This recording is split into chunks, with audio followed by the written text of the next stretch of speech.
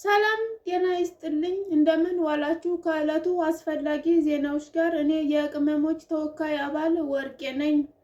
በመጀመሪያ ሰብስክራይብ፣ ላይክ፣ ኮሜንት፣ ሼር በማድረግ ያበረታቱ። ወደ መጀመሪያ ዜናችን እናልፋለን። የመጀመሪያ ዜናችን የሚሆነው ዛሬ ቅመሟ እንዴት ዋለች? ውሏችሁን ራሳችሁ ታውቃላችሁ። እንዴት ዋላችሁ?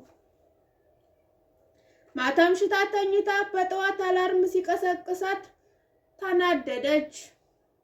ከዚያም እያጉረመረመች ተነስታ ስራዋን ጀመረች። በአንድ ወቅት አንዲት ፊሊፒኒ እንዳለችኝ እናንተ አበሾች ለምንድን ነው ጠዋት ተነስታችሁ ምግብ ሳትበሉ ስራ የምትሰሩት አለችኝ። እኔም እኛ አበሾች ሳንሰራ የመብላት ልምድ የለንም፣ ቅድሚያ ስራ ሰርተን ነው ምግብ የሚበላልን።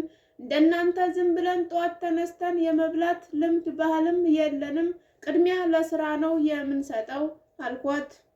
ቢሆንም ግን ይሄ ነገራችን ጎጂ ሳይሆን አይቀርም፣ ምክንያቱም እየበላን ብንሰራ የተሻለ ነው ብዬ አስባለሁ። እኔም ተግባራዊ አደርገዋለሁ የሚል ተስፋ አለኝ። እስካሁን በተግባር አላደረኩትም። ወደፊት እናሻሽላለን። ሁላችንም ልናሻሽለው የሚገባ ነገር ነው ብዬ አስባለሁኝ እና አስቡበት። ምግብ መጀመሪያ በልተን ስራ ብንሰራ የሚለውን አስቡበት ነቅመም እና እንደዚህ አልኳትኝ። ወደ ቀጣይ ዜና እናልፋለን። ቀጣይ ዜናችን የሚሆነው ሸቃሊት ስራዋን እየሰራች በቲክቶክ ታጣሪነቷ ለቅመሞች በሆነችው በአምባሳደር ሀቢባ ቤት እየገባች ባል እየመረጠች እንደሆነ ተሰማ። የባል ምርጫዋ በጣም ማለት እንትን ይላል፣ ከባድ ነው። በተለይ ለወንዶች ከባድ የሚሆንባቸው ይመስለኛል። ብዙ ወንዶች ኢትዮጵያ ነው የሚኖሩት። እሷ ደግሞ ኢትዮጵያ ውስጥ አልፈልግም፣ አውሮፓ አሜሪካ ያለ ነው ምርጬ እያለች ምርጫዋን ትንሽ ጠበቅ አድርጋለች። ያስምርልሽ፣ ይገባሻል።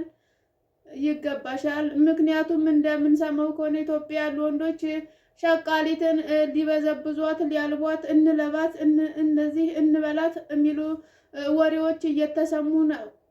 በዚያ ተነሳስተው ይመስለኛል ሀሳባቸውን ወደ አውሮፓ አሜሪካ ያደረጉት። ጥሩ ነው፣ ቀጥሉበት፣ በዚሁ ቀጥሉበት። እኔ ግን በዚህ አላምንም። ትዳር ከላይ ከፈጣሪ ሲመጣ ነው እንጂ ሰው እንደ ዕቃ አደባባይ ወጥቶ ተመርጦ ፀጉር አለው፣ ቦርጭ አለው፣ ረጅም አጭር ምናምን ተብሎ የሰው ልጅ ባይመረጥ ብዬ አስባለሁኝ። ምክንያቱም ከመረጡም በቃ ሰው ነውና ትዳር እፈልጋለሁ ካለ ተስማምተው ተግባብተው ያገቡ የሚል ሀሳብ አለኝ።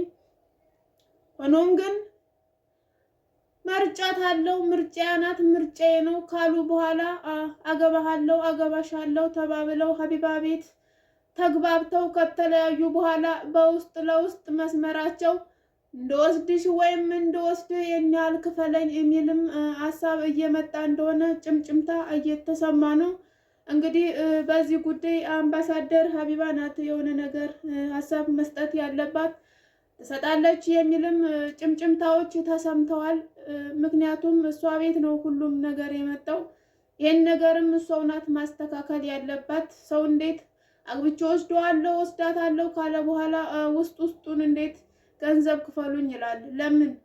ሚስት ሊያረጋት ከሆነ የሚወስዳት ለምንድን ነው የሚከፈለው?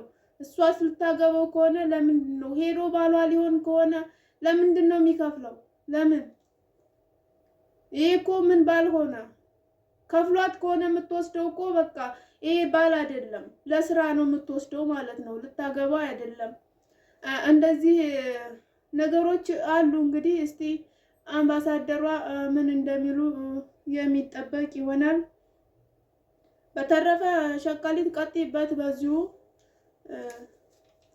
አገር ውስጥ ያለን አለመምረጣችሁ በጣም የሚበረታታ ነው። በዚሁ ቀጥሉበት፣ ሁላችንም እንቀጥልበት።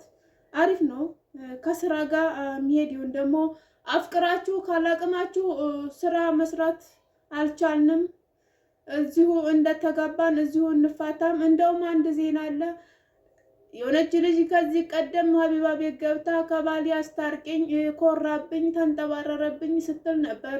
ሀቢባም ምክሯን ለግሳት አንቺም ኩርት በይባት ጥብርር በይባት ስትላት ጥብርር አለች። እሷም ሄዳ እሱም እንደገና በሽማግሌ እያስለመናት ቢሆንም እሷ ግን ወይ ፍንክች አጅሬ ያን ሁሉ ስቃይ አሰቃይተኸኝ እኔ እንደዚያ ስሆን በአንተ ፍቅር አንተ ስትንጠባረርብኝ እኔም አሁን እንደዚህ እንደሆነ ምን ያህል እንደተጎዳው የውስጤን አሁን አንተም ተጎድተህ ልታየው ይገባል ብላ አልታረቅም ብላ በቀደምም ሌላ ባል እየመረጠች ያለበት ሁኔታ ላይ ነው።